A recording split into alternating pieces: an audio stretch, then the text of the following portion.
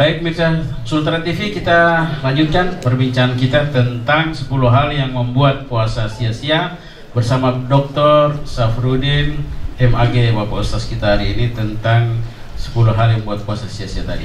Baik, saya persilakan ibu-ibu untuk bertanya, kami persilakan. Yang pertama dari Kadi ya Bu ya, silakan Bu, sebut nama tak Bu. Terima kasih. Yang saya hormati Bapak Ustaz, Bapak Moderator, ibu-ibu syiar Ramadan yang saya cintai. Perkenalkan, nama saya Ibu Farida dari BKMT Kecamatan Kadia. Pertanyaan saya Pak Ustaz berkaitan dengan amalan-amalan yang membatalkan puasa. Jadi ini contohnya seperti saya. Saya ini ada penyakit Pak Ustaz ya, kebetulan baru operasi payudara.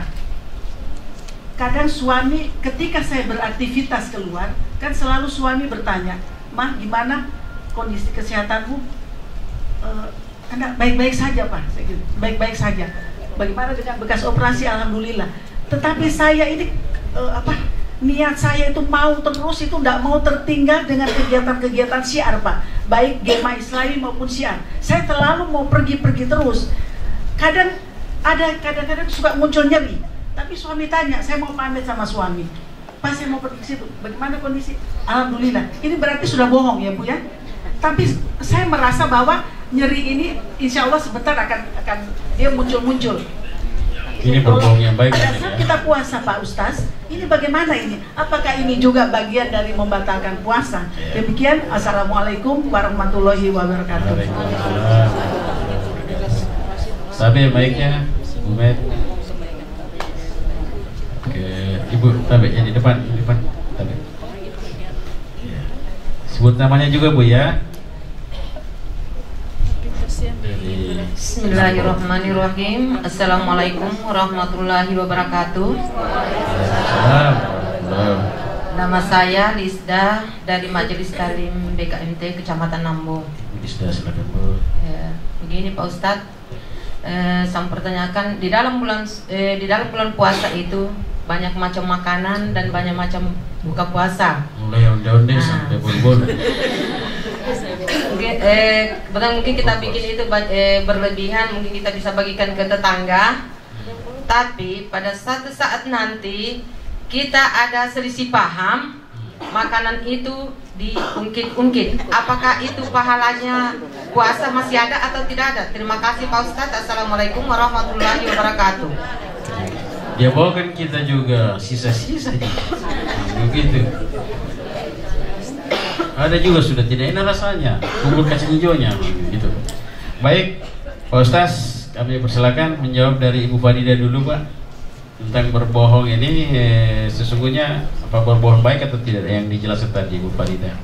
Iya, terima kasih pertanyaannya Ibu Farida. Jadi gini ya, jadi tadi itu yang membuat puasa sia-sia diantaranya adalah kita berbohong. Jadi misalnya begini, jadi usahakan kita hindari yang namanya bohong. Kita hindari ya, karena itu mengurangi nilai puasa, pahala puasa ya. Jadi ibu misalnya sakit, kalau sakit ya bilang sakit ya. Tapi biasanya karena kita itu kan punya niat, punya kemauan, yang semangat, itu membuat kita tidak sakit, kan gitu kan? Jadi sama kan namanya cinta ya. Cinta itu luar biasa loh namanya cinta itu. Ya bayangkan kalau kata Pujaga itu ya, tai kucing yang baunya luar biasa itu. Itu menjadi coklat. Itu kenapa? Karena cinta. Ya, sama. Tenteng lah silver queen. Iya. Jadi misalnya Ibu Farida ya, karena cinta terhadap aktivitas kegiatan majelis taklim, aktivitas keseharian, cinta juga sama suami supaya suami tidak khawatir, soal suami juga merasa tenang ya. Itu perlu sebenarnya disampaikan. Tapi dengan semangat itu ya, biasanya orang kalau sudah sakit divonis ya, sakit ini kamu tidak panjang lagi umurmu, maka itu membuat dia semakin drop. Nah, dengan semangat itu maka kita semakin kuat, kayak gitu. ya ibu-ibu saja itu kenapa mau bangun subuh-subuh? Ini karena cinta sama suaminya, cinta sama anaknya, memasakkan, kan gitu kan? Menjadi kuat. Padahal kalau tidur kan enak sekali kalau kita tidur. Tapi karena ada beban, ada pekerjaan, ada perasaan cinta itu. Jadi yang perlu saya sampaikan kepada ibu, jadi kita berusaha untuk menyampaikan sesuatu yang baik, yang benar ya, yang benar. Jadi memang menyenangkan suami itu ya bohong pun nggak apa-apa sebenarnya. Jadi yang boleh bohong yang ditolerir itu ya, yang ditolerir misalnya ibu dibelikan baju warnanya ngejreng itu apa? Menyolok ya. Sebenarnya kita tidak suka karena ingin menyenangkan suami lah. Bagus sekali ini. Tidak ada tetangga kita yang punya. Karena ini paling bagus nah itu. Kalau saya proses sebenarnya istriku bilang cantik ini Pak, bro. Anda sesuai kata hati bagaimana ya? Cantik. Ya itu yang bohong yang ditolerir. Ya? Bohong yang ditolerir. Jadi seperti ini. Jadi saya memahami seperti itu. Tapi kalau itu yang harus dilakukan, maka kita hindari yang sifatnya bohong yang membuat kita ya mengurangi nilai pahala puasa. Jadi memang puasa itu berat. Jadi nanti ada pembahasan puasa itu tingkatan-tingkatan. Tingkatan pertama itu ya sekedar makan, tidak minum itu sudah puasa. Tidak makan, tidak minum sudah puasa. Tingkatan berikutnya lagi sudah mulai panca inderanya dijaga, matanya dijaga, hatinya termasuk dijaga. Ya. Tingkatan yang ketiga namanya khawas bil khawas, itu tingkat-tingkatnya. Itu kita yang akan kita kejar. Kita target kita begitu. Saya kira itu penjelasan saya Bu ya. Jadi pada dasarnya ya tidak masalah sih, tidak masalah itu yang gitu. Jadi kita usahakan ya. Tapi kita kalau perbaiki. proses dari Ibu Farida, tapi kalau sebenarnya sakit betulan, sebenarnya boleh yang Anda datang siar. Iya. Puasa pun juga ya. Puasa pun ya kalau orang sakit itu boleh tidak berpuasa. Jadi puasa itu asal sakit betul. Iya, asal sakit betul ya. Jadi kan begitu. Jadi orang yang sudah tua, orang hamil pun itu boleh untuk tidak berpuasa. Orang dalam perjalanan boleh tidak berpuasa. Tetapi dengan catatan harus mengqadha. Mengqadha itu mengganti Bu ya, mengganti. Nah, misalnya sakit yang tidak bisa sembuh, nah itu lain lagi, harus membayar fidyah. Ya, membayar fidyah. Tapi kalau untuk semangat lebih sehat, datang siar lebih bagus. Ya, saya kira begitu. Baik. Kemudian yang kedua, puasa sesungguhnya ini Bu Lisda sebenarnya ingin mengkanter kekhawatiran jangan sampai masuk 10 hal yang membuat puasa sia-sia.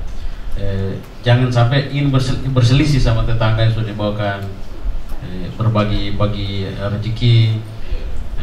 Masih diungkit-ungkit lagi sesungguhnya bagaimana menghadapi ini tetangga yang ungkit-ungkit begitu ya, sesungguhnya begitu ya.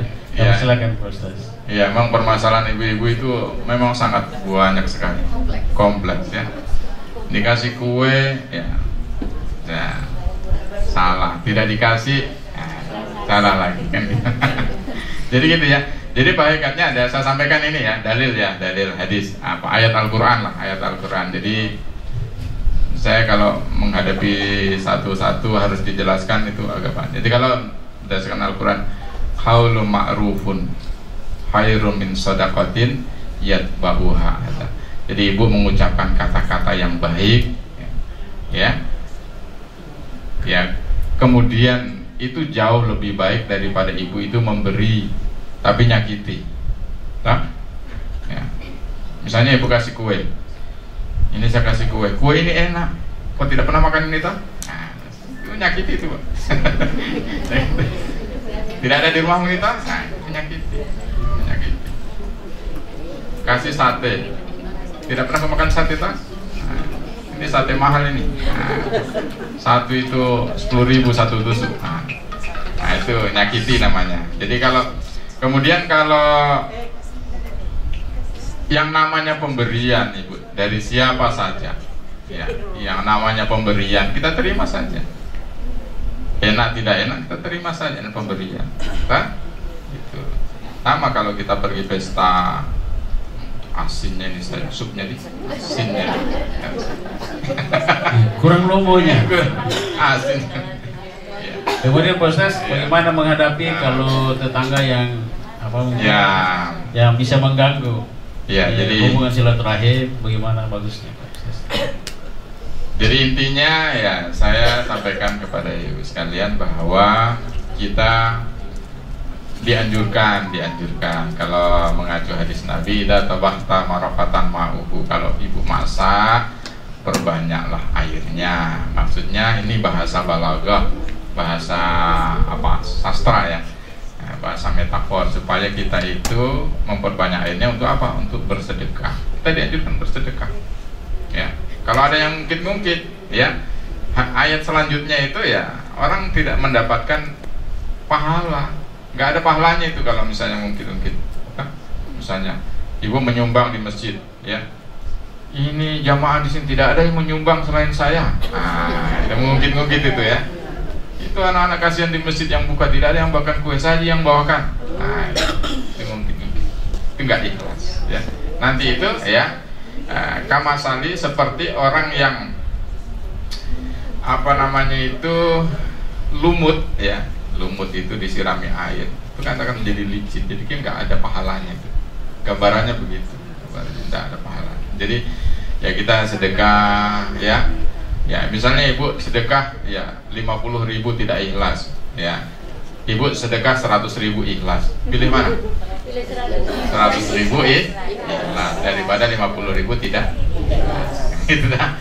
Ikhlas itu apa artinya? Ikhlas itu ya kita kalau sudah memberikan ya kita serahkan, tidak usah kita ingat-ingat ya, tidak usah kita ingat-ingat itu yang sudah kita berikan. Ibu misalnya memberikan kepada orang, terserah mau diapakan itu ya, harus masih lillahi ta'ala. Seperti ibu kalau habis buang air besar ini, kalau pagi-pagi ibu tuh, meskipun malamnya kita habis makan durian, habis makan sate, kemarin kita habis makan coto, kalau sudah dibuang itu, pernah ibu cari-cari kayak itu? Mana itu duriannya tadi? Durian kane ini ya, durian palopo ya. Kan tidak ingat-ingat. Seperti itu kita memberikan kepada orang. Tapi kalau ada yang usir, ya kita, ya tidak usah kita tangkap yang begitu. Baik Pak Ustaz, kita jeda lagi dulu, ibu-ibu. Kita jeda dulu lagi untuk pesan-pesan iklan kita. Baik pemirsa, kita jeda dulu untuk pesan-pesan berikut ini.